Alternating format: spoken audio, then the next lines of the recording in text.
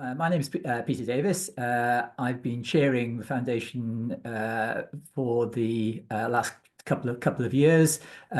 Previous to that, I was a trustee, but as part of the context for this discussion, I was a member of the UK Sustainable Development Commission as Commissioner for Wales for a number of years, and then became Sustainable Futures Commissioner, developing the Wellbeing of Future Generations Act. And the foundation was a really important part of helping to develop that act in that role. Hello, I'm John Lotherington, and I've been a trustee at FDSD since 2008. For a time, I was one of Peter's predecessors as chair. I got to know what was then the Environment Foundation, and we'll talk a little bit more about the transition from that to FDSD later. I got to know the Environment Foundation in the early 2000s as director of 21st Century Trust, which is my main day job, as it were. And we were working together on projects around sustainable development broadly and decision making. And this then led into the agenda of FDSD. My name's Graham Smith. I'm Professor of Politics at the University of Westminster and was chair of the Foundation for Democracy and Sustainable Development for many years. The Foundation for Democracy and Sustainable Development was established in 2009, but it took its present form arising from something called the Environment Foundation, which dates from 1983. It was an initiative of the international insurance industry. It was a time when they were waking up to environmental risk in the future, and they wanted to support an independent organization to look at environment risks. And the Environment Foundation operated in various ways. It held consultations, gatherings of people from across civil society, corporations and government. And it also had various campaigns, including initiating a series of awards for industry for good environmental management, which became a Queen's Award for environmental good practice. And later on as well, argued with the Charity Commission that sustainable development should itself be a charitable objective. And the Charity Commission resisted this, and there was a long legal battle, which the Environment Foundation won. And many organizations that are now charities and have sustainable development as one of their objectives owe that to that fight fought some 25 to 30 years ago. Anyway, the work of the Environment Foundation led to a lot of developments in, for instance, corporate social responsibility. But it was gradually occurring to trustees that there was another focus which really needed more radical attention, and that was the connection between democracy and sustainable development. And in 2008, there was a meeting at the Dana Center of the Science Museum to explore the theme of democracy and sustainable development. And it became clear from that meeting, both engaging with various eminent speakers, but also very much with the audience that had gathered together for that event, that we really needed to join up the dots between democracy and sustainable development. Lots of people working on one or the other, but not many people working on the connection between the two. And the danger always with sustainable development, it seemed to us, was that it can become technocratic. It can be something that there is an attempt to impose on electorates when they might be resistant. So if we're going to build a better future, we need to take electorates with us, hence the emphasis on democracy and sustainable development. The result was the Environment Foundation then changed its charitable goals and its name to become the Foundation for Democracy and Sustainable Development.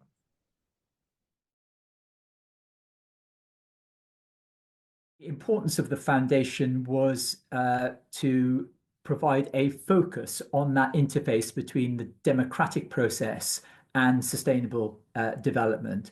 It's been the only body really that has taken that focus and championed that focus and tried to influence thinking both in the democratic sphere but also in terms of sustainable development and looking at the interlinkages between the two. I think you'll find on our website, and the website still exists as a legacy website, a lot of the thinking and a lot of the processes that went into that over that period of time, really trying to establish a clear agenda in terms of shaping the linkage between the democratic process and sustainable development. From my personal point of view, the big contribution that the foundation made was when we were developing the Wellbeing of Future Generations Act in Wales. The foundation played a really critical role in supporting that development, bringing its thinking and its advocacy to bear, providing, if you like, confidence and support to ministers who were struggling with this concept as to how that was going to be translated into legislation, and providing an underpinning that allowed the Act to be developed in legislation. Obviously, that's now 10 years ago since that Act was formed, but I think itself has played an influential role in thinking through and applying the practical application of legislation that can be focused on delivering better long-term outcomes while also embedding it within the democratic process itself. And something that FDSD has done throughout its existence is to bring together people who are broadly in this area, for them to compare notes, to make links, to explore collaborations, to take the work forward.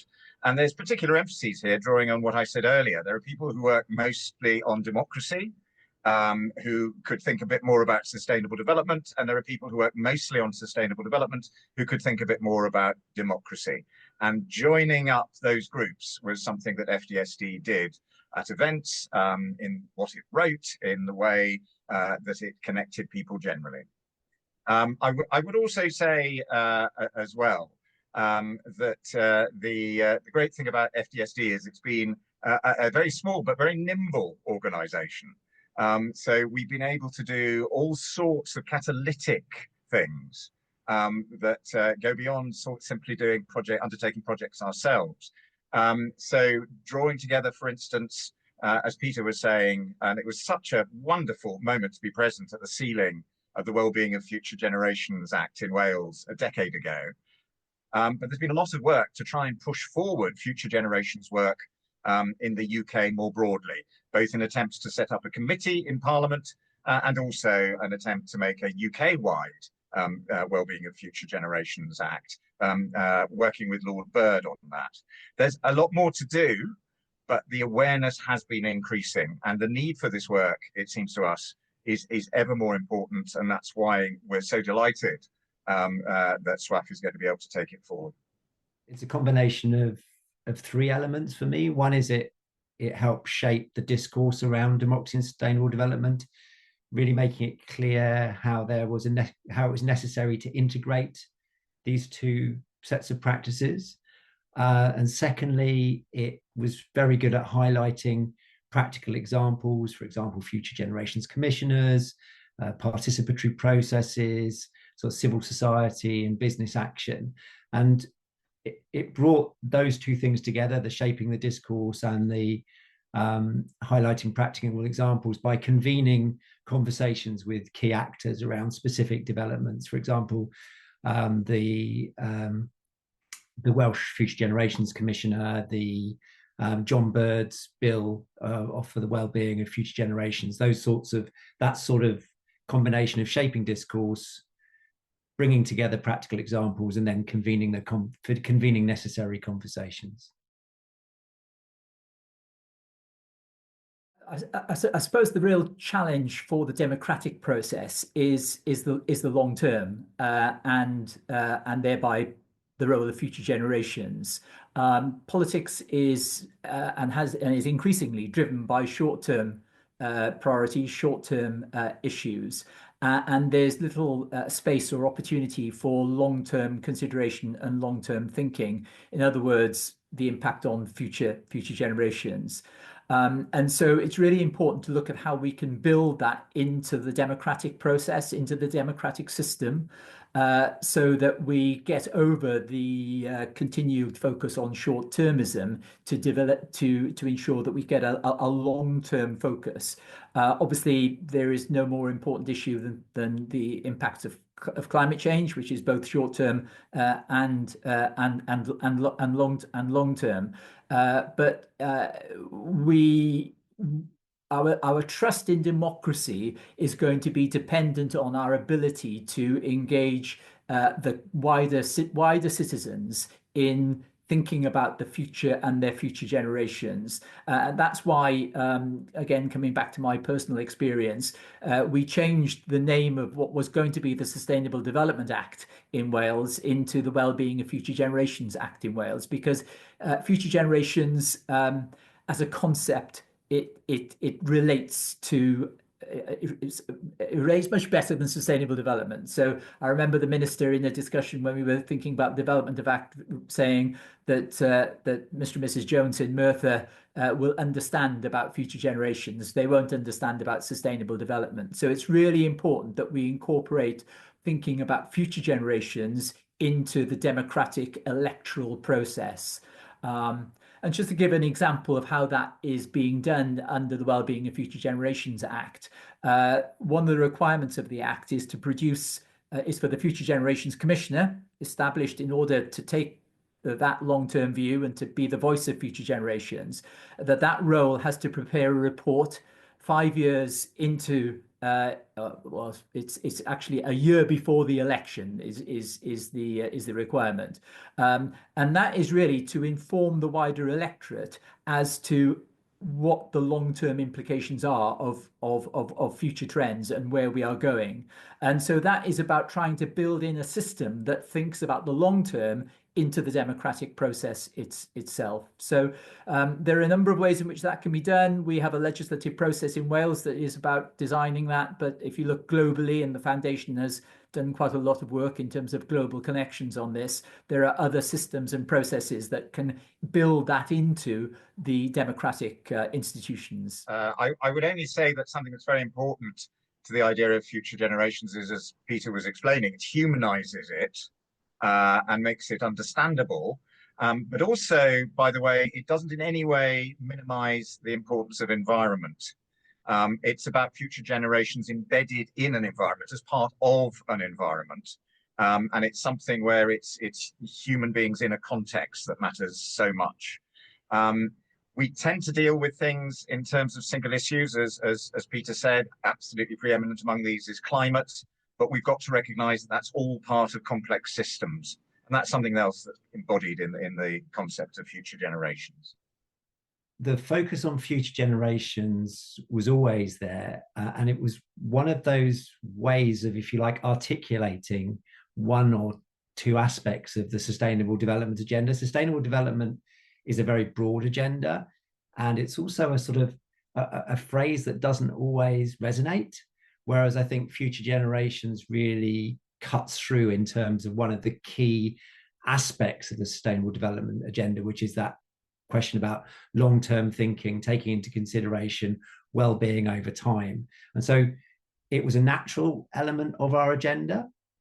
And I think it was a way of, if you like, creating a more accessible discourse and set of practices around sustainability. The other element around future generations was in the last decade or so, we've seen the emergence of particular institutions like future generations commissioners, particularly in places like Wales that have been agenda setting. So there was a sense in which the emergence of those institutions allowed us to develop a particular focus on why those sorts of practices would be valuable in contemporary governance. For all of us who've been involved in the foundation, I think we got to the point that we recognized that we needed to pass on the legacy. We needed to pass on the flame of this focus to an organization that was perhaps more able to make the impact that we need to see.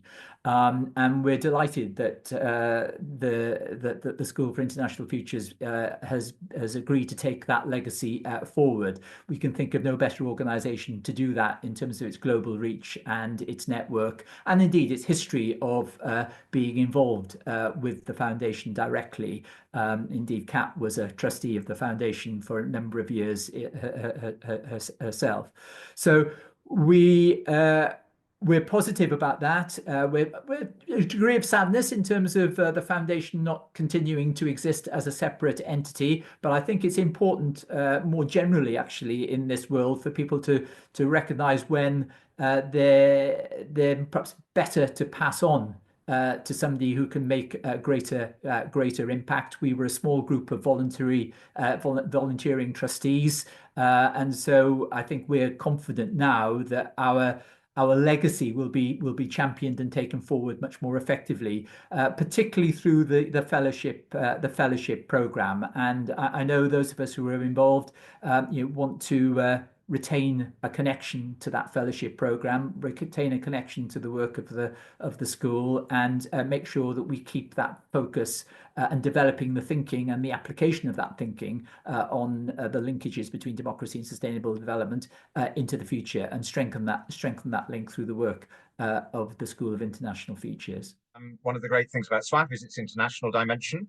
That is something that FDSD has tried to work with. There are a number of future generations ombudsmen and commissioners in other parts of the world, and we've worked with them wherever we've been able to, but with the few resources at our disposal, we haven't done as much of that as we would liked, so that the international aspect of SWAF's work is going to be terrific. And also, really just reiterating what Peter has said, we, those who are in the FDSD connection, are not going away. We will want to do everything we can to support this work going forward. This agenda is a really critical agenda, but it's also a really difficult agenda to organize around, because we're talking about really large ideas like democracy and sustainable development. And I think that one of the challenges we found was, if you like, a way of holding the ring in relation to those two concepts. And I think the School of International Futures has a very specific way of articulating that agenda through the questions of future governance. And I think it's a really excellent alignment, in particular in terms of the kind of the various ways that the school has actually has developed really practical programs of engaging really critical actors. So for me, this is, if you say, almost like a natural progression from what FDSD was doing, mostly in the area of ideas and convening into much more sort of practical projects. So I'm delighted to see that sort of relationship emerge. I would want to particularly pay reference to my predecessor as chair, Professor Graham Smith, and for me, his drawing together of the arguments and the case for democracy in the future. It's the publication, it's the book, Can Democracy Safeguard the Future? I think that's a really important reference point. It brings together the evidence base, it brings together the thinking in a very accessible way, and provides an important legacy for the foundation. But for me, it's been in my time as trustee, it's been the highlight of the contribution of the chair of the foundation, as was Professor Graham Smith, drawing on the work of the foundation and producing an excellent document, which I think is something that I would want to highlight to those involved in the School for International Futures as a reference point for their thinking in this work. Thanks, Peter. And I'd like to add also the contribution of another of our fellow trustees, Andrea Westall, who has really worked on the thinking of the foundation and its presentation of ideas in so many ways, and has produced, from our point of view, one of the best possible summaries of all the linkages and tension between democracy and sustainable development. And that will provide, I think, a template going forward into the coming generations in the way we think about these things. I would also like to mention the contribution of our director between 2009 and 2013, Helena Ward, who was our full-time director at that stage and undertook many initiatives building a foundation for FDSD going forward. And there's one which I think was really interested in terms of the learning it provided, which was we created collaboratively a manifesto for democracy and sustainable development. This was back in 2013. And there were two aspects of that. One was that what we were able to clarify there was, I think, a terrific importance as an advocacy document. But the other thing is the learning was how many different priorities related organizations have, how much you've got not just putting together, but pulling apart as well of different organizations. And part of what we all need to do is the diplomacy to bring people together who should be sharing and who should be pushing together for the same objectives, getting them to cooperate and collaborate. That's not always easy. We shouldn't assume that these tasks will undertake themselves. They require a lot of patience, a lot of advocacy, and a lot of diplomacy. In 2021, I wrote a book called Can Democracy Safeguard the Future, which really sort of developed both the academic work I was doing, but really the very practical work that I was seeing that through FDSD, through the work that FDSD was doing and the kind of people we were working with. And the book is quite a simple, has a very simple premise, I guess, and that's that there are particular drivers within democracy that mean that we tend to see our political systems thinking and acting in the short term. So that would be things like the lack of future generations, the presence of future generations to make a case for themselves, the vested interests who are interested in short-term return and in the status quo, the sort of how short-term electoral cycles limit the capacity of governments, and also the various practices we find around speculative capitalism. And they really do drive a sort of short-term orientation. And the question that the book asks is, can we develop an institutional responses to that? So I review some of the stuff that's happening in parliamentary committees and in other institutions, but particularly focus on two developing institutions, one of which is Future Generations Commissioners, looking at what happened in Wales, in Hungary, and in Israel. And then the more recent development of more participatory processes like citizens' assemblies, particularly around the way that they've developed with climate. And I tried to show that it's not a necessary thing for democracies to think short term. There's actually ways of us, if you like, redesigning some of those institutions and practices. And I think it sort of it came out of that moment when FDSD was really focusing more on questions of future generations. It emerged just at the sort of same time as John Bird's Wellbeing of Future Generations bill was going through Parliament, that the sort of consolidation of the Future Generations Commissioner in Wales. And I think it was a really helpful way of us trying to bring the different parts of practically and, if you like, conceptually, those different parts of the relationship between future generations and democracy together.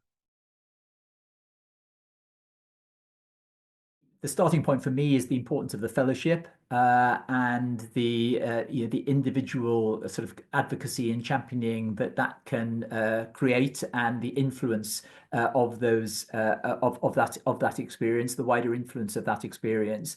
But also the wider networks, which we've touched on, that the school has developed. It is a really inspiring, effective network of individuals. It's a movement of individuals globally, and if we can inject that this thinking into that global movement of activists around the world, I'm sure we will see outcomes which are beyond our current understanding of what might be possible.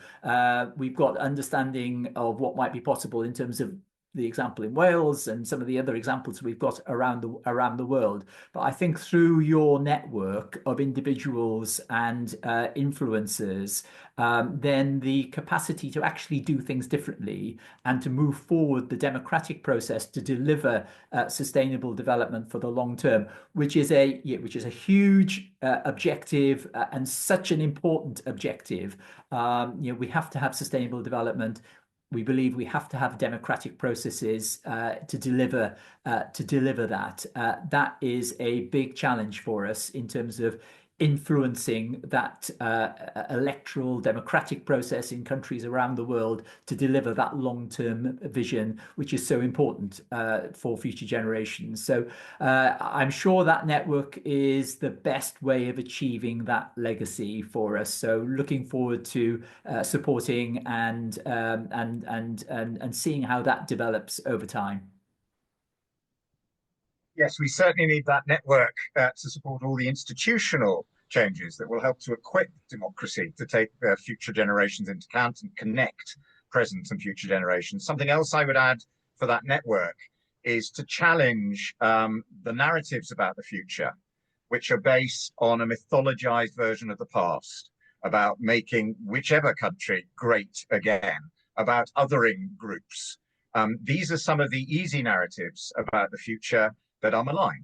And something that I would see as a measure of success is if positive narratives about building a better future for future generations can compete democratically with those populist stories.